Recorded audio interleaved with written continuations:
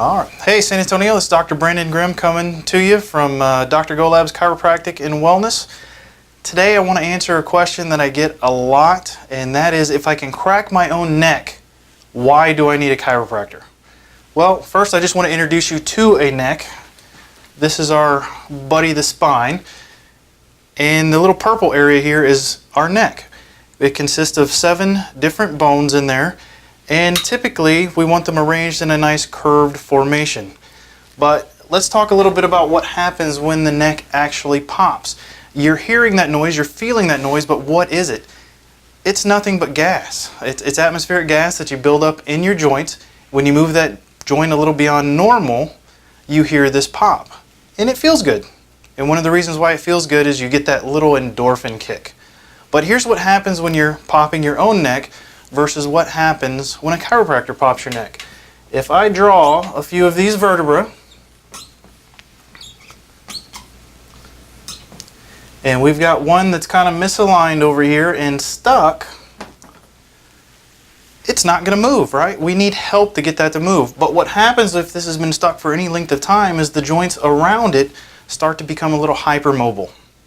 So when I take that neck and I move it around and create that crack without a corrective force, what's happening is I'm actually moving the joints around the neck, or around that misalignment, around that fixation.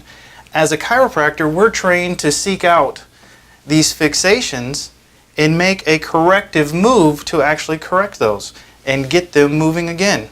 So I can't tell you how many times I've had a patient on the table, I adjust their neck and they go, "Wow, I can't believe that popped. I just cracked my neck on the way in." Well, that's exactly what I'm saying. What they popped on the way in is the joints that are already moving, the ones that are actually moving a little too much.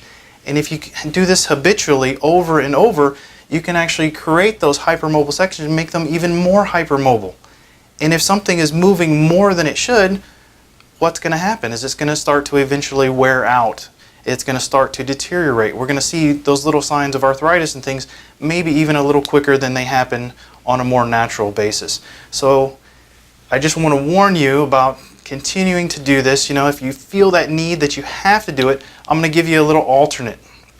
What I want you to do instead is take that neck, keep that chin tucked, and just start bringing that head in and back. Notice that chin stays on the same plane all the way back. And what this does is it actually helps to slowly align that neck. Once we get it back, then you can actually start to go into extension a little bit and start to regain a little bit of motion. Stay out of pain, stay into that level that's comfortable. So if I go back and start having a little pain here, then bring it back. So that's just a little alternate move you can do just to get a little motion started in that neck. But I do have to say, if you are experiencing pain, we are here for you. The number in the office is 764-8888.